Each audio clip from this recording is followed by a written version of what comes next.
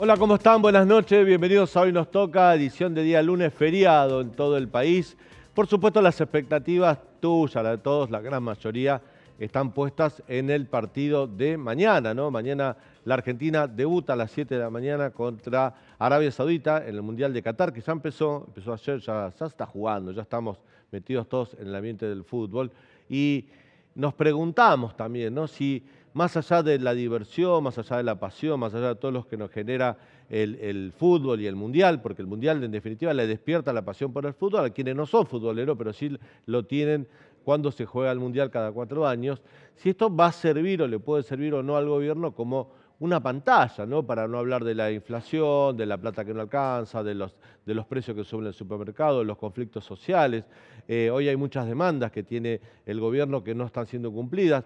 No solo demandas externas, no solo demandas de oposición o de distintos colectivos o distintas situaciones sociales, caso los jubilados, la gente que está fuera del sistema económico, que vive de la ayuda social o que trabaja en negro, sino también dentro del gobierno, lo hemos visto, lo hemos analizado la semana pasada, desde el kirchnerismo, de la Cámpora, hablan como si no pertenecieran al gobierno de Alberto Fernández y lo critican duramente. Bueno, de todo esto vamos a hablar con nuestro invitado del día de hoy, el economista Claudio Lozano, fue director del Banco de la Nación Argentina, usted lo conoce, un economista de larga trayectoria. Con él podemos hablar de política, pero también de economía, para analizar el presente y el futuro inmediato, porque Argentina cuesta mucho ver mucho más allá del mes que viene, dentro de 2 meses y del verano. Algunos economistas, hoy había análisis de algunos economistas que decían, va a ser muy difícil que el gobierno pueda atravesar el verano sin algún problema, ¿no? Uno no quiere tirar malas noticias ni generar mal ambiente, ni generar ningún tipo de urgencia en la sociedad, pero algunos dicen que las reservas del Banco Central se están acabando más rápido de lo que suponían, con todo lo que costó tener ese poquito que se tiene, y que bueno, los dólares pueden empezar a dispararse en cualquier momento y todo lo que conlleva esa situación. Bueno, de eso vamos a estar hablando en un rato nada más con nuestro invitado Claudio Lozano. Tiene un informe del Mundial, Leandro Dario. Mañana jugamos con Arabia Saudita, te vamos a contar qué pasa, qué es Arabia Saudita, sus indicadores sociales, económicos, políticos. Vamos a meternos, a asomarnos un poquito por la ventana, aprovechando el Mundial para conocer otros países, otras economías, otras culturas y otros problemas que tienen algunas de las 32 selecciones que juegan el Mundial y que por supuesto muchas de ellas, o algunas, y ojalá que sean 7 para llegar a la final, se van a enfrentar con la Argentina. Bien, esta semana, sobre todo ayer, hubo una noticia que impactó fuertemente en todos, ¿no? Que fue la muerte de Ebe Bonafini, a los 93 años, la titular de Madres de Plaza de Mayo, falleció. Esto debería ser una noticia que en general debería apenarnos a todos, debería ponernos a todos mal. Sin embargo, hay una grieta muy profunda en la Argentina, ¿no? Y la verdad es que Ebe cayó en esa grieta también, y yo leí cosas muy desagradables en las redes sociales, la gente hasta que celebró eso, y la verdad es que es feo, y me gustaría hacer una reflexión con vos, si me lo permitís, un poquito, para señalar algunas cuestiones de lo que fue la vida militante y política de Ebe Bonafini. Ebe tiene algo en su historia que es innegable, ¿no? Fue la creadora de los pañuelos blancos, esas madres que buscaban a sus hijos con vida, que en el medio de la dictadura militar, con la mayor opresión que se vivió, con la mayor represión política institucional, con campos de concentración, con detenciones arbitrarias y clandestinas, con desaparecidos, con tortura. No te voy a contar todo lo que fue la dictadura porque lo sabes, y había mucho miedo también. Bueno, las madres desafiaron ese miedo y con ese pañuelo blanco que daban vueltas por la Plaza de Mayo, generaron esa llamada de atención para confrontar con un método pacífico a la dictadura militar. Y trascendieron las fronteras. En el mundo se hablaba de las locas madres de Plaza de Mayo que desafiaban a la cruel dictadura buscando con vida a sus hijos. Ebe Bonafini tiene eso en su historia, y después vino la democracia. Y algunos entienden, hoy lo hablé con Graciela Fernández Mejide en la radio, lo dijo Norma Morandini. Graciela Fernández Mejide también fue una madre de Plaza de Mayo, y Norma Morandini estuvo exiliada, tiene a sus 2 hermanos, Néstor y Cristina, que son desaparecidos. Norma Morandini decía que Ebe Bonafini hizo mucho para luchar contra la dictadura, pero nunca se adaptó a la vida democrática, porque ahí empezó la EVE polémica, que en principio era entendible, era una madre en los 80, en los 90, que seguía buscando a sus hijos, que seguía buscando reparación, verdad y justicia. Acá hubo un juicio a las juntas militares, estuvo la CONADEP, pero después también hubo ley del perdón, hubo un indulto. Por supuesto que EVE ejemplificaba o representaba la lucha contra esa impunidad. Pero después algo pasó también, ¿no? Quedó cooptada muy cerca por el kirchnerismo, quedó manchada lamentablemente su larga trayectoria militante por la corrupción, por el programa Sueños Compartidos, que ahora justamente en días, hace 3 años que está parada la causa, pero en días se va a habilitar, posiblemente haya un juicio oral. EVE estaba procesada por este programa donde hubo corrupción en la construcción de vivienda, seguramente víctima de gente que la rodeó. Seguramente de víctima de la gente como los Joclender, que ellos sí van a tener que comparecer ahora frente a la justicia. Pero también tuvo, algún tipo de declaración que no encuadra con alguien que defendió tanto los derechos humanos, como cuando celebró la caída de las Torres Gemelas, donde había más de 3.000 muertos, cuando pidió que probaran las pistolas Taser en la hija de Mauricio Macri, en la hija de María Eugenia Vidal, cuando decía hay que tomar a la fuerza la Corte Suprema de Justicia, el Palacio de Justicia. En algún momento se iba un poco al pasto EVE, que lo digo con todo respeto, en cuanto a su discurso, sus proclamas dentro de la convivencia democrática. Y esto generó que mucha gente le tomara bronca, mucha gente tuviera una posición enconada demasiado fuerte con EVE Bonafini.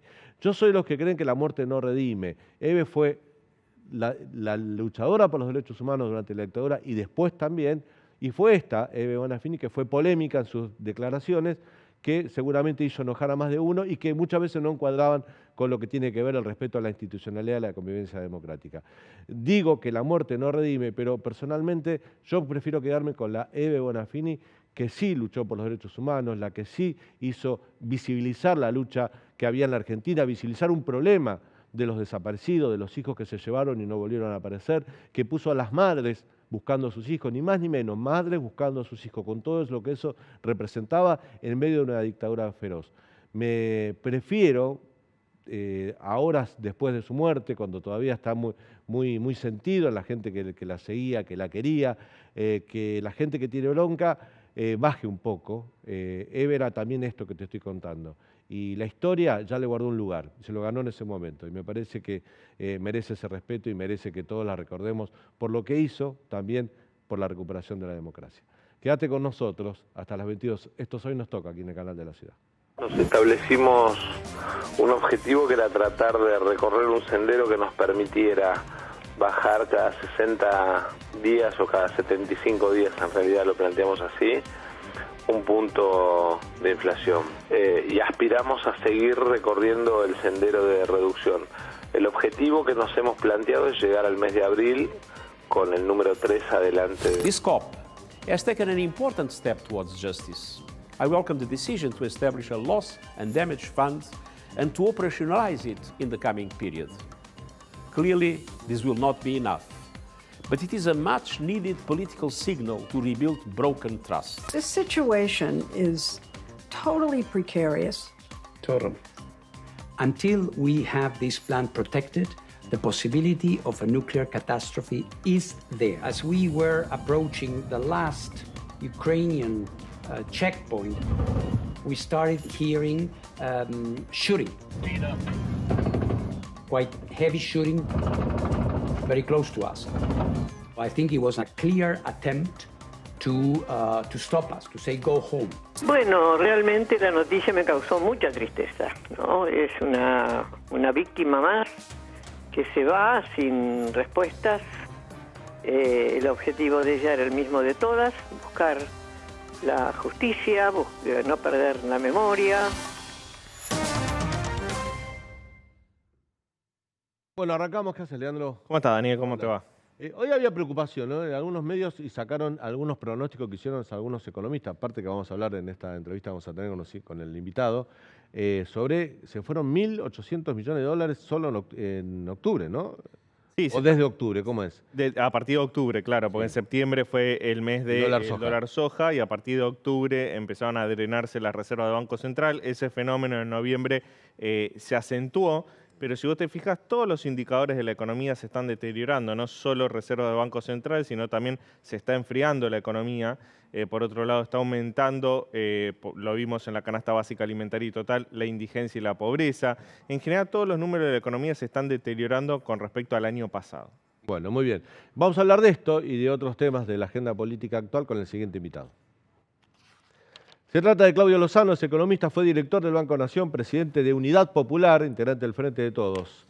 Claudio, bienvenido, buenas noches. ¿Qué tal? ¿Cómo están? Gracias por venir. No, faltaba más. Te vi, te leí en redes, bueno, tuviste ahí un pronunciamiento muy sentido por Eve Bonafini, persona que vos trataste y conociste mucho. Sí, yo desde el año 1978 trabajaba activamente en el Servicio Paz y Justicia. Y desde ese lugar mi vínculo con las madres y puntualmente con Eve fue muy grande durante toda la etapa de la dictadura. Y bueno, la conocí mucho. Creo que es la experiencia de las madres con Eve a la cabeza, creo que es un elemento, es una institución central que nos permitió parir la democracia en la Argentina. Creo que fueron capaces de levantar la voz cuando muchos no lo hacían, e incluso cuando el nivel de desinformación y de confusión a nivel popular tenía una magnitud enorme, fueron capaces de bancarse la más absoluta soledad. Y creo que incluso luego... con muertes en sus filas, Susana Villaflor fue desaparecida. De hecho, Eve no era la presidenta, la presidenta era Susana Villaflor, fue detenida, desaparecida, secuestrada y desaparecida. Así que, la verdad, y aparte a mí me enseñó mucho a entender lo que significa en serio un compromiso político, que tiene más que ver con el corazón, con la pasión, que con la cabeza. Y creo que fue una mujer que supo transformar ese dolor profundo y brutal que implica perder un hijo. Aparte, más que perder, porque la desaparición tiene un componente brutal que implica la imposibilidad del duelo, y transformar ese dolor en lucha, y en una lucha además que le permitió transformarse en un ícono indiscutible de la sociedad argentina, que trascendió nuestras fronteras y que hoy le merece el respeto, yo creo, de casi todo el mundo. Claudio, te quiero mostrar algo. El presidente de la Nación... Creo que también fue muy maltratada en muchos momentos de la experiencia democrática por algunos que, francamente, no hicieron ni la cuarta parte de lo que hizo ella. Bueno, por ese tema, porque lo que sí confrontó fue con la defección. Sí, pero revisando archivos, el propio peronismo la maltrató en el 83 cuando ella fue a la CGT a criticar y a pedir apoyo, le fue muy maltratada. Y recuerdo además que eso implicó, por ejemplo, que en una de las rondas de las madres, Saúl Ubaldini haya ido a pedirle disculpas por lo que había ocurrido. Así que sí, efectivamente, no solo el peronismo, también desde el radicalismo, cuando ella confrontó con la posición que tuvo inicialmente el alfonsinismo de llevar a la justicia militar y no a la justicia civil a los comandantes de la dictadura. Y también, por supuesto, cuando se plantó frente al tema de la obediencia debida y el punto final. En todos esos momentos hubo acusaciones absolutamente irracionales que llegaron en algunos casos a plantearle que estaba en planteos golpistas cuando francamente, vuelvo a decirlo, no habían hecho ellos por la democracia ni la cuarta parte de lo que había hecho Eve. El presidente de la Nación, a través de su cuenta de Twitter, envió sus condolencias y su dolor y su recuerdo por Eve Bonafini. Sin embargo, desde la Asociación Mal de Plaza de Mayo le contestaron esto. A ver si lo podemos ver, Pájaro. Prensa, la cuenta oficial de Mal de Plaza de Mayo. Señor presidente, no se perdió nada. El legado de las madres vive en el pueblo. Relacionar la lucha de nuestra presidente con otra organización es un insulto. Se refiere a abuela de Plaza de Mayo. Por suerte, Eve hizo público todo lo que pensaba de usted. ¿Por qué tanta dureza pensás en este comunicado, en esta respuesta de Mal de Plaza de Mayo contra Alberto Fernández? Bueno, creo que Eve durante los últimos tiempos, yo creo que desde el 2021 comenzó a marcar mucha distancia con el gobierno en todos los planos. No con el kirchnerismo, sino con el gobierno de Alberto Fernández. Con Alberto Fernández, porque Cristina es vicepresidenta, también forma parte del gobierno. Sí, bueno, en realidad con Alberto Fernández. Con el gobierno de Alberto Fernández, que preside Alberto Fernández. Y me parece que en eso lo que está reflejando la respuesta de Madres de Plaza de Mayo es que mantienen esa distancia respecto a la gestión gubernamental, ¿no? Hay estos días con el tema bueno, en las últimas horas con la muerte de Alberto Fernández. Perdón, de Eve Bonafini, pido disculpas. Se conoció una entrevista que le hicieron hace años a Alberto Fernández, donde decía esto de Eve Bonafini, a ver si lo podemos ver. No, además yo no comparto nada de lo que dice Eve en ese sentido. Ella lo sabe, además. Yo no comparto ni sus expresiones sobre la Torre Gemelas, ni sus expresiones sobre Bin Laden, ni sus expresiones sobre el terrorismo de la ETA, ni comparto lo que dijo de la Corte Suprema, que para nosotros es un logro. Sí, por eso, no comparto nada. Creo que la política también tiene un grado de culpa importante, porque la política no fue capaz de hacer lo que Eve hizo. Y entonces le tolera a Eve lo que tal vez en el momento hay que decirle a Eve, esto no se puede hacer. Tal vez. Además es muy difícil porque Eve tiene la característica de ser una mujer que tiene una vocación férrea, muy firme, porque en su conciencia está que si no lo pararon los militares genocidas, ¿quién la puede parar a ella? Creo que llegó el momento de decirle, Eve, estas cosas no se pueden seguir haciendo. Algo que ha potenciado todo este tema es que todos mintieron. Desde un inicio todos mintieron. Mintió Joe Kleiner cuando dijo que él no tenía ni Ferrari, ni auto. La verdad mintieron las madres cuando dijeron, no, pero si se fue hace un año y el 24 de marzo estaba diciendo esas cosas. Todos mintieron. Todos dijeron de repente, ¿quién es Joe Kleiner? Y la verdad que todo, porque yo no entiendo cómo era posible que Joe Kleiner no tenía que ver nada con las madres y el 2 de junio el hermano de Joe Kleiner se llevó un camión de caudales lleno de documentación de la fundación. Bueno, ahí se refería a Alberto Fernández cuando estalló el escándalo de Sueños Compartidos, ¿no? En ese momento Alberto Fernández estaba enfrentado a lo que era el kirchnerismo, estaba peleado con Cristina y opinaba así. Entonces uno debería pensar que cambió fue Alberto 9, ¿no? Bueno, sí, Alberto tuvo variaciones en su planteo durante su historia política de manera muy significativa. En ese sentido, Eve no tuvo modificaciones, ha mantenido una coherencia bastante clara y en todo caso yo creo que su acercamiento, su involucramiento con la experiencia kirchnerista tiene que ver con el hecho de que en materia de derechos humanos, digamos, el modo en que se reavivaron las causas y que se llevó adelante los procesos de condena, y además de haber revertido todo lo que tuvo que ver con los indultos y demás, esa política era una política que le daba respuesta a muchos de los reclamos que la democracia anteriormente o que los gobiernos previos de la democracia no le habían respondido. Creo que eso hace que Eve entienda que la experiencia kirchnerista fue distinta. En mi opinión, creo que esa política de derechos humanos fue una política correcta. Creo que el único punto que merece una discusión sumamente profunda, más allá del caso de Joe Kleiner, que merecería una investigación mucho mayor que la que tuvo, es el tema Milani. Creo que el tema Milani es un tema que sí marcó, por lo menos desde mí, una discusión incluso con Eve, porque Eve acompañó la experiencia de Milani cuando existían, por lo menos desde nuestro punto de vista, sobradas pruebas de que Milani estaba absolutamente involucrado en el proceso de terrorismo del Estado y, en mi opinión, era una operación vinculada a tratar de blanquear la institución militar y de darle la conducción al área de inteligencia del Ejército, y me parece que eso no... Creo que todo lo que el kirchnerismo dio en materia de derechos humanos le hizo a Eve conceder en este sentido algo que desde nuestro punto de vista no era correcto. Leandro tiene varias preguntas. Igualmente digo, para mí las equivocaciones que yo puedo ver en el caso de Eve me parecen absolutamente irrelevantes frente a la magnitud del aporte que ella hizo para que nosotros recuperemos la democracia en la Argentina. Leandro tiene muchas preguntas de tono económico para charlar con vos, Claudio, aprovechando tu sapiencia como economista. Yo te quiero hacer una pregunta política. Después de ver el acto de Cristina en La Plata, después de escucharlo a Máximo Kirchner, después de escucharlo a Alberto, vos sos parte del Frente de Todos, la Unidad Popular está dentro del Frente de Todos. ¿Tiene futuro el Frente de Todos? Mirá, la gestión del gobierno se ha apartado del mandato electoral del 2019. Nosotros con la gestión del gobierno tenemos una distancia muy clara, no la compartimos.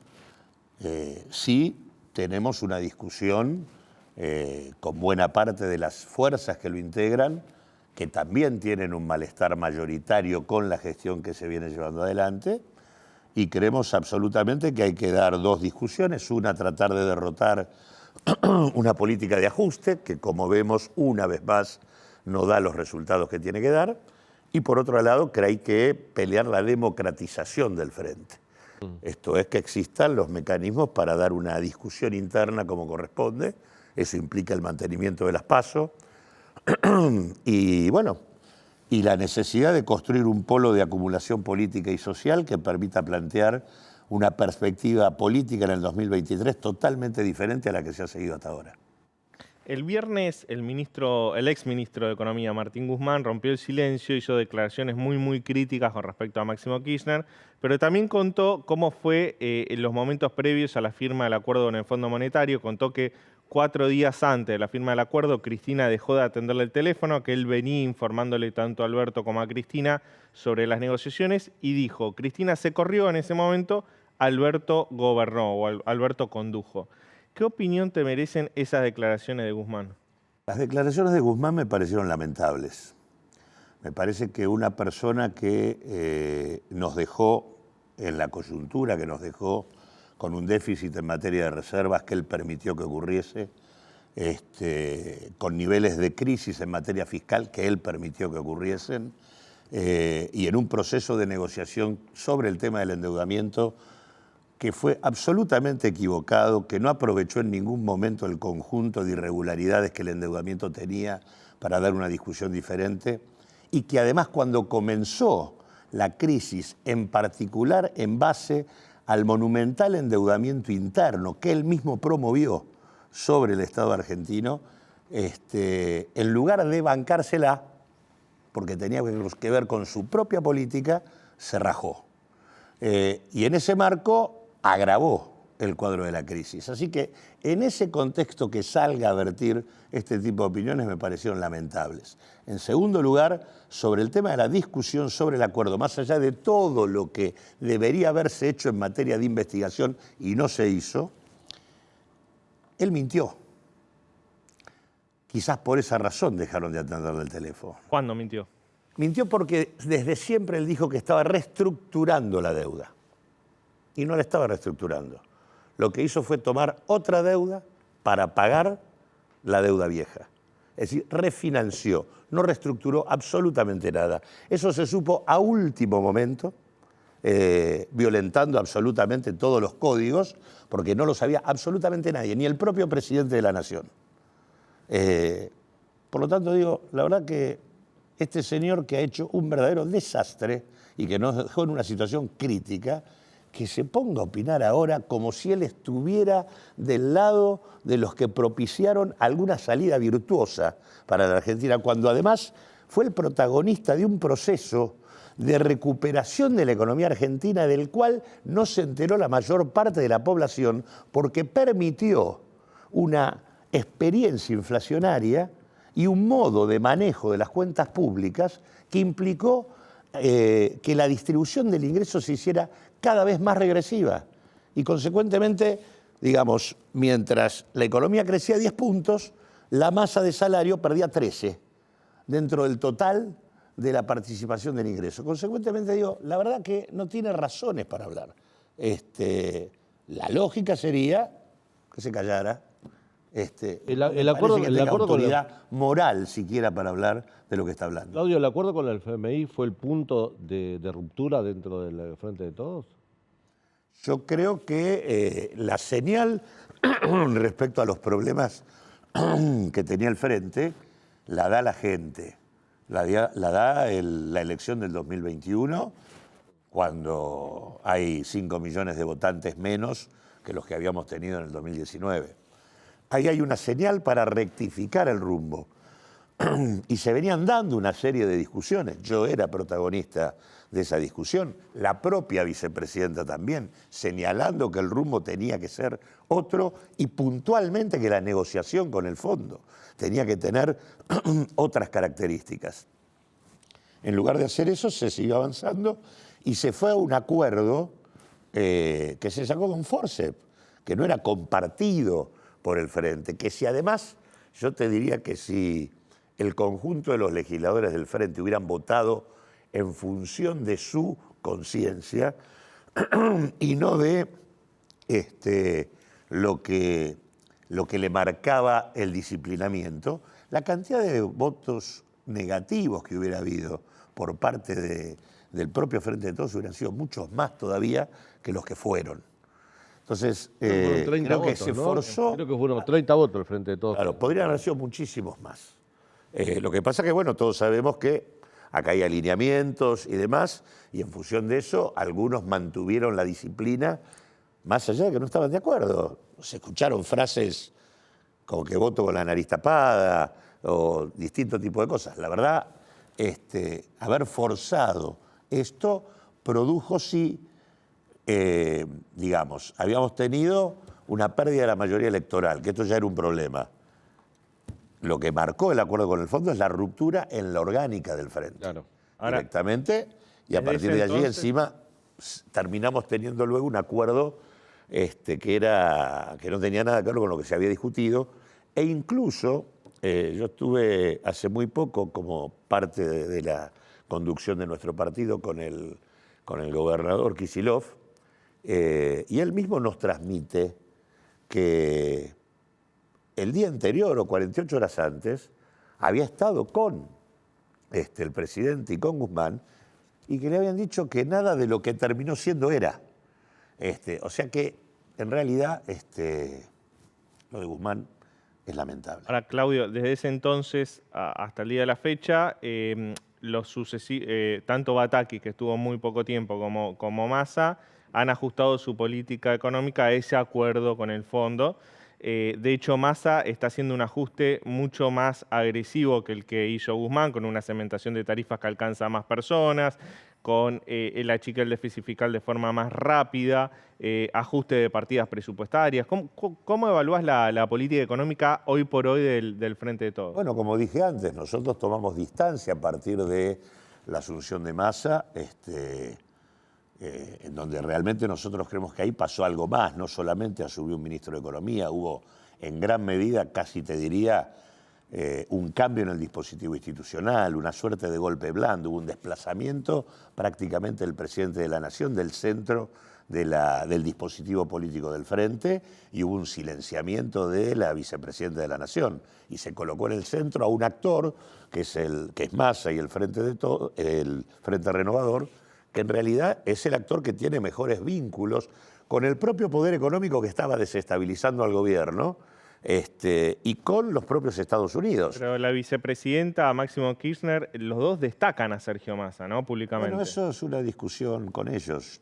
Estoy planteando lo que nosotros entendemos. Es más, nosotros creemos que más allá de que hay algunos rasgos de la crisis que se contuvieron, los elementos que hicieron posible la crisis de junio y que dio por resultado que Massa esté hoy gobernando como gobierna, siguen presentes. Los problemas en materia de reservas los seguimos teniendo.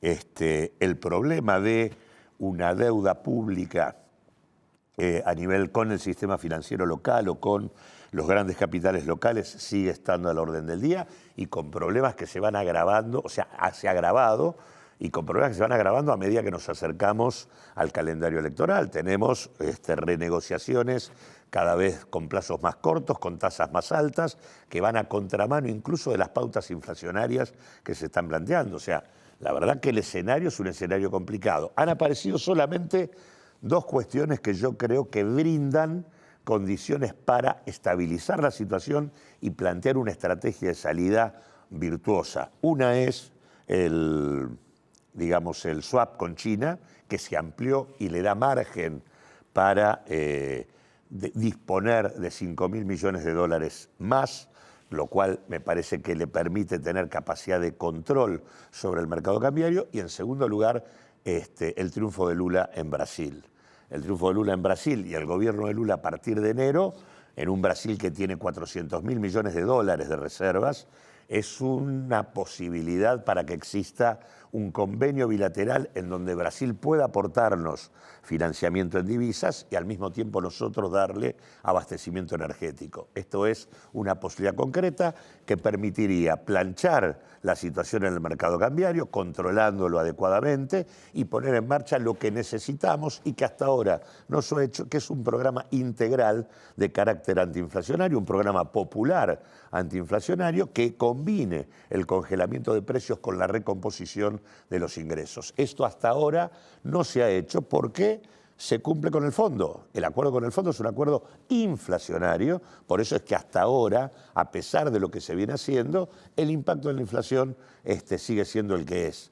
Nosotros necesitamos tomar distancia de ese acuerdo para poder ocuparnos del problema principal, que tiene que ver con lo que vos planteabas antes, porque la razón del enfriamiento es que en tanto nosotros tengamos una economía que vuela al 100% anual, en tanto no paremos esto, no hay modo de recomponer poder adquisitivo alguno, ni siquiera aquellos que pueden empardar la situación con convenios que están en la misma situación, logran hacerlo, porque son aumentos escalonados que siempre llegan después que los precios. Y es más, en octubre tuviste 6,3, pero tuviste 9% en la canasta de pobreza, 9% en la canasta de indigencia. Estamos en un escalón arriba en materia de pobreza y de hambre respecto a lo que ocurría antes de la crisis de Macri y de la pandemia. En aquel momento tenías una tasa de pobreza del 30-32, hoy estamos en promedio del 37 y el segundo trimestre del 2022 fue 38,2. Con una economía más grande que la que había en el 2019 tenemos la misma pobreza que con la que se fue Macri. Y con una economía más grande tenemos casi 9% de indigencia cuando estaba en torno al 6% el promedio de la etapa anterior. Entonces, acá digamos, si uno mantiene esta tasa, no hay ampliación del poder, no hay mejora del poder adquisitivo, el mercado interno se achica, se desaceleran las ventas y se enfría la producción, que es lo que está ocurriendo. Y vamos a un proceso de estancamiento si esto no se revierte. Claudio, te hago la última. Con una inflación anual del 100%, porque es la que vamos a tener, fíjate que las jubilaciones en diciembre van a haber subido 72,5, se los jubilados perdieron prácticamente 24, 25 puntos de poder adquisitivo. El haber jubilatorio perdió eso, hubo compensaciones con los bonos, sí. Pero efectivamente el haber perdió eso. Los trabajadores, gran parte de los trabajadores bajo convenio perdieron frente a la inflación, y ni te digo los monotributistas, los que están en la economía informal. Y con un agregado, en el último trimestre del 2022, la economía generó 529.000 puestos de trabajo, de los cuales 400.000 fueron asalariados en negro, con salarios de 35.000 y 40.000 pesos. Ese tipo de funcionamiento y de creación de empleo perpetúa la situación de pobreza y la amplía, porque no permite compensar, aún creando empleo, porque la economía sí está funcionando. Ahora, está funcionando con niveles de desigualdad distributiva que amplificaron la que ya se había agravado en la etapa de Macri. La pregunta era si con esos números que están tan negativos, el Frente de Todos puede tener una chance electoral. La chance electoral es si, aprovechando estas dos condiciones que acabo de mencionar, lo que ha sido el swap con China y lo que es el tema de la posibilidad de un acuerdo con Brasil, nosotros encaramos en serio la puesta en marcha de un programa popular antiinflacionario. ¿Con Alberto o sin Alberto? ¿Eh? ¿Con Alberto o sin Alberto? No. Eso con el gobierno que tenemos. Digo, este gobierno, que yo creo que es el que va a terminar en el 2023, este gobierno tiene que mostrar claramente un rumbo que se hace cargo de aquella razón principal por la cual fue votado, que es recomponer las condiciones de vida que fueron destrozadas por el gobierno anterior. Bueno, no, yo decía con Alberto, porque Alberto Massa es una cosa, Cristina es otra, digo, o Kicillof, digo, cambiaría mucho. Pero ahora estamos hablando, vos me preguntás por la chance electoral. Sí. La chance electoral la tenés que empezar a construir con este gobierno. Esto hay que mostrarlo ahora. para tener condiciones para una perspectiva electoral exitosa. De lo contrario, habrá que confrontar con este gobierno y construir una expresión política diferente. Gracias, Claudio. No, gracias a ustedes. Gracias por tu visita. Vamos a ir a un breve corte y cuando volvamos con Leandro Dario analizamos algunos indicadores, te mostramos qué es o cómo es Arabia Saudita como país, el rival de Argentina mañana en el debut del Mundial de Qatar 2022. Ya volvemos.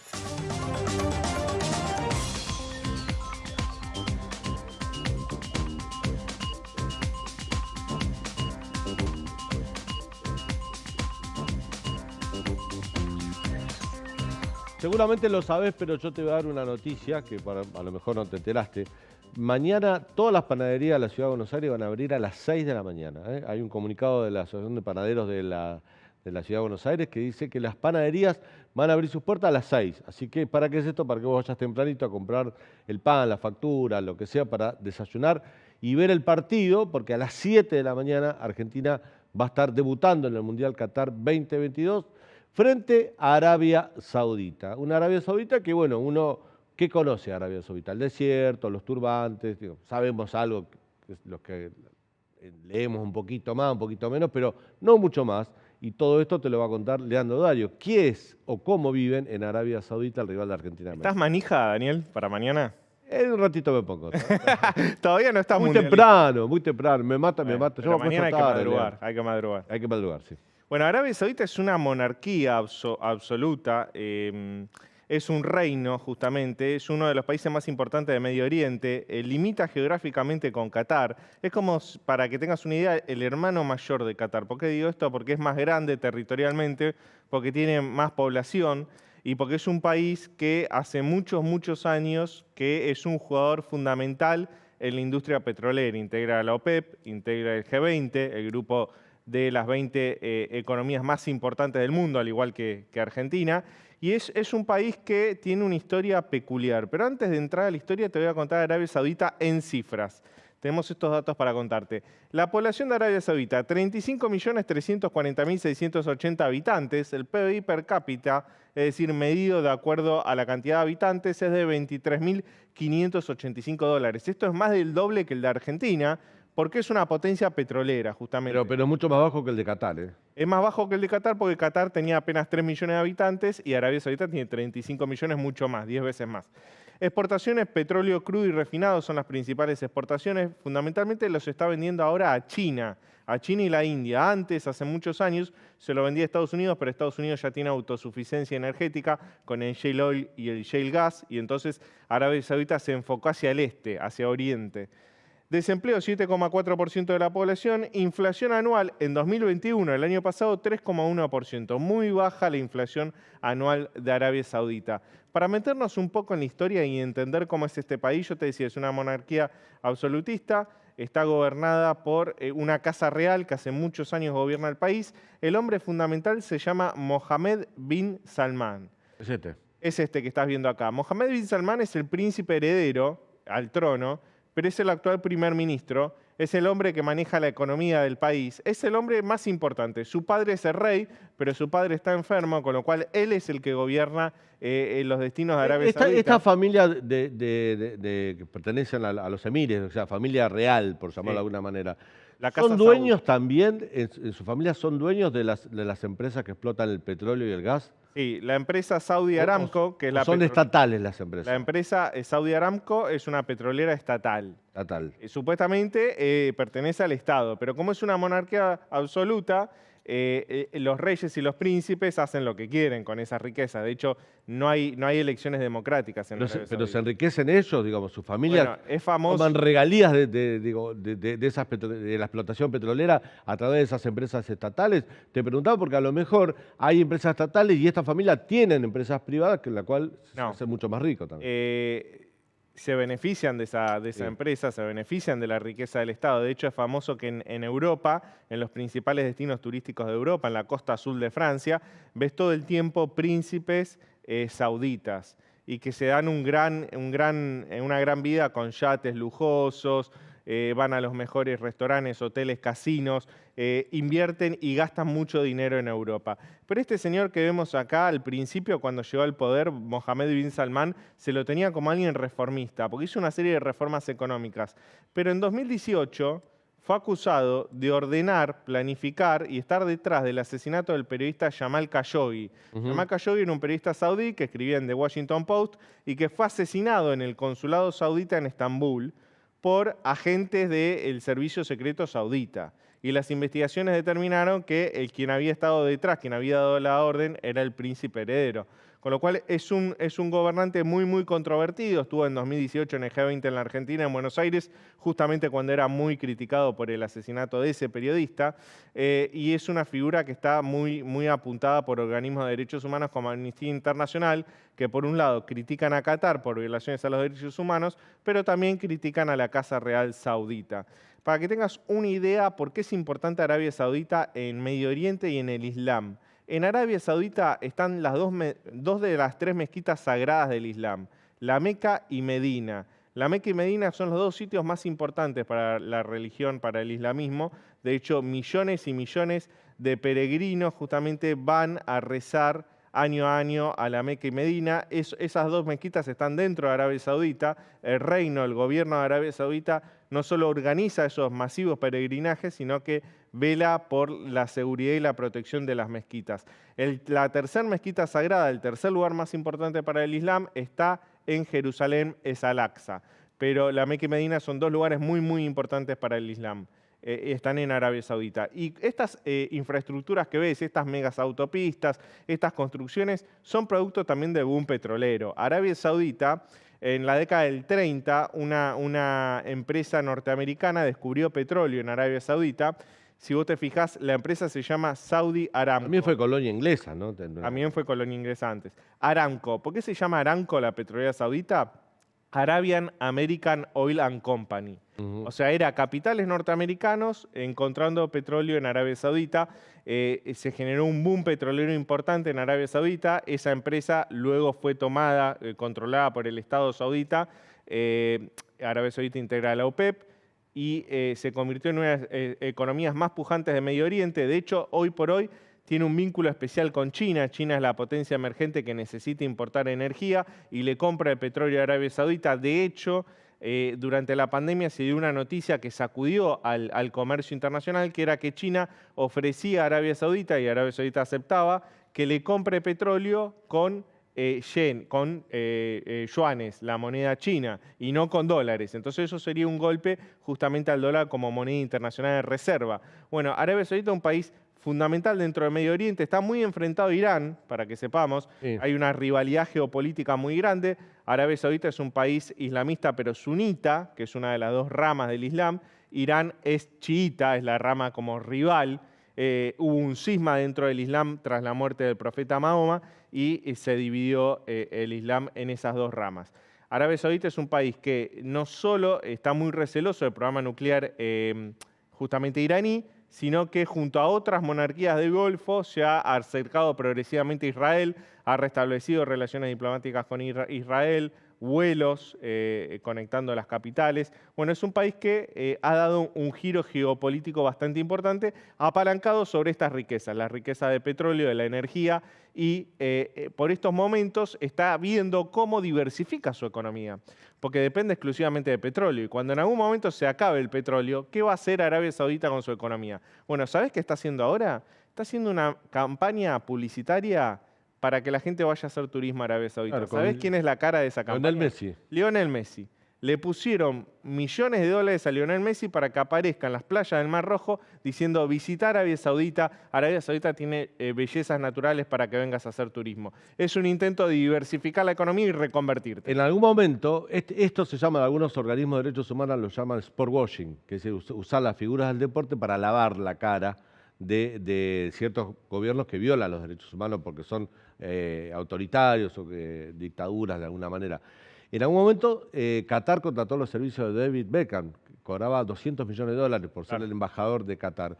Dicen que el contrato que firmó Lionel Messi con la Arabia Saudita es superior a aquel que tenía David Beckham, un contrato de 9 cifras, muchísimo dinero, y que el cargo sería como ministro de turismo, no, ministro no, embajador de turismo Claro. de Arabia Saudita. Lo que tiene que hacer Messi es promover las bellezas turísticas que tiene este país para que la gente vaya a visitarlo. Sobre todo, ellos especulan con mucho turismo de europeo, pero también especulan con mucho turismo chino, porque en China hay un sector de la sociedad, se habla de algo así como 200 millones de personas que tienen permiso para salir del país, que tienen recursos para salir del país. Sí, a veces uno. Claro, y que terminan siendo para todo lo que China, que nunca, gente que no ha viajado, terminan siendo atractivos como futuros turistas. O sea, eso es lo que está buscando Arabia Saudita con esto, ¿no? Para cerrar, estas son imágenes de Riad, la capital de Arabia Saudita. Arabia Saudita limita, tiene frontera terrestre con Qatar. De hecho, Qatar, la única frontera terrestre con otro país es Arabia Saudita.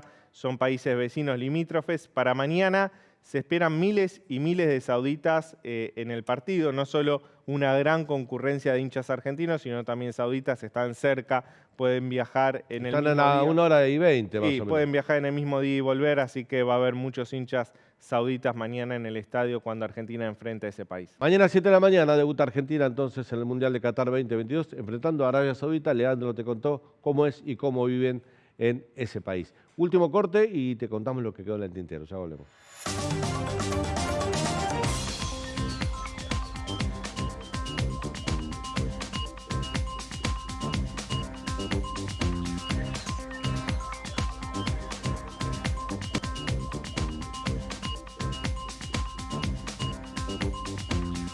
Últimas dos noticias antes de irnos, Leandro. El gobierno aumentó un 40% el monto de la tarjeta alimentar, la asistencia a los sectores más populares. Lo llevó de 9.000 pesos a 12.000 pesos para aquellas familias que tienen un solo hijo y de 19.000 pesos para 25.000 pesos a aquellas familias que tienen 2 hijos. Es como una especie de actualización luego de que la inflación en el segundo semestre del año comiera en gran medida el poder adquisitivo de la tarjeta alimentar.